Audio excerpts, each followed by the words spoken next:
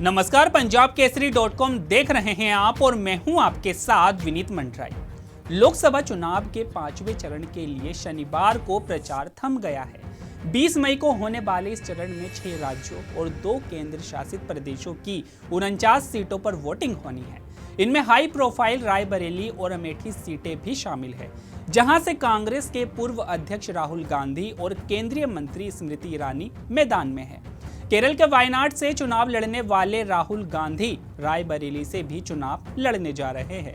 इस सीट का प्रतिनिधित्व 2004 से उनकी मां सोनिया गांधी कर रही थी। भाजपा ने यूपी के मंत्री दिनेश प्रताप सिंह को मैदान में उतारा है। चुनाव प्रचार के आखिरी दिन जम्मू कश्मीर के पूर्व मुख्यमंत्री उमर अब्दुल्ला ने मध्य कश्मीर के गांव सोई बुध में एक रोड शो किया, जो कभी उग्रवाद का केंद्र था। 5वें चरण में जिन 49 सीटों पर चुनाव होना है, इनमें से 40 से अधिक सीटें एनडीए के पास है। इस चरण की सीटों के लिए प्रचार करते हुए प्रधानमंत्री नरेंद्र मोदी और अन्य भाजपा नेताओं ने तुष्टीकरण, वंशवादी राजनीति, राम मंदिर, नागरिकता के मुद्दों पर जोर देकर इंडिया ब्लॉक की पार्टियों द्वारा पेश की गई चुनौती को रोकने की कोशिश की। पीएम मोदी ने दावा किया कि अगर सपा और कांग्रेस सत्ता में आए तो वे रामलला को वापस तंबू में भेज देंगे और मंदिर पर बुलडोजर चला देंगे। उन्होंने ये भी आरोप लगाया कि विपक्ष अनुच्छेद 370 को वापस लाना चाहता है।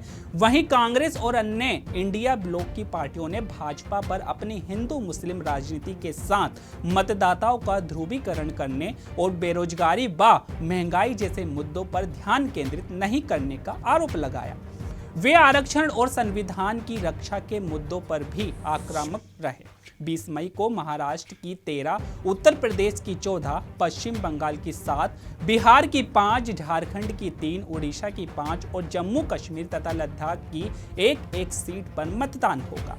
5वें चरण में सबसे कम सीटों 49 पर मतदान होने जा रहा है। पार्टियों ने ओडिशा विधानसभा चुनाव के लिए भी प्रचार किया। लोकसभा चुनाव के 5वें चरण के साथ ही राज्य में विधानसभा चुनाव के लिए भी मतदान होना है। साथ ही आपको बता दें कि लोकसभा चुनाव के 5वें चरण में कई मंत्रियों की किस्मत भी ईवीएम में कैद होने जा रही है। इस चरण में मोदी सरकार में रक्षा मंत्री राजनाथ सिंह, केंद्रीय मंत्री स्मृति ईरानी, कौशल किशोर, साध्वी निरंजन ज्योति, भानु प्रताप वर्मा और योगी सरकार के मंत्री दिनेश सिंह जैसे उम्मीदवार मैदान में हैं।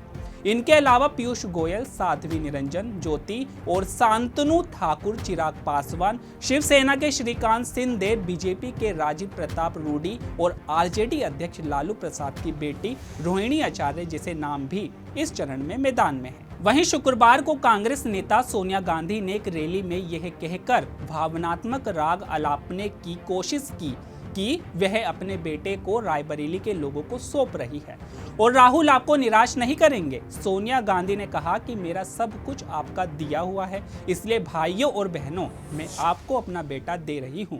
रैली में मंच पर राहुल गांधी और प्रियंका गांधी वाड्रा उनके साथ खड़े थे। अपनी मां के सामने बोलते हुए राहुल गांधी ने कहा कि देश भर के युवाओं ने मन बना लिया है कि वे नरेंद्र मोदी को नहीं चाहते। नरेंद्र मोदी 4 जून के बाद प्रधानमंत्री नहीं रहेंगे और भारतीय गठबंधन की सरकार बनेगी। वहीं अमेठी में केंद्रीय मंत्री स्मृति ईरानी, जिन्होंने 2019 में राहुल गांधी को हराया था, वे दूसरी बार जीत दर्ज करने का दावा कर रही है। वहीं गांधी परिवार के सहयोगी के.एल. शर्मा को कांग्रेस ने मैदान में उतारा है। लखनऊ से रक्षा मंत्री राजनाथ सिंह चौथी बार चुनाव जीतने के लिए मैदान में उतरे हैं। उनका मुकाबला मौजूदा सपा विधायक रविदास मेहरोत्रा से है। लखनऊ में एक रैली के दौरान राजनाथ सिंह ने कहा कि ये चुनाव ये भी देखने के लिए है कि दुनिया में देश का कद किसने बढ़ाया है। तो अभी के लिए केवल इतना ही। ऐसी ही तमाम खबरों के लिए देखते रहिए पंजाब केसरी.com। नमस्कार।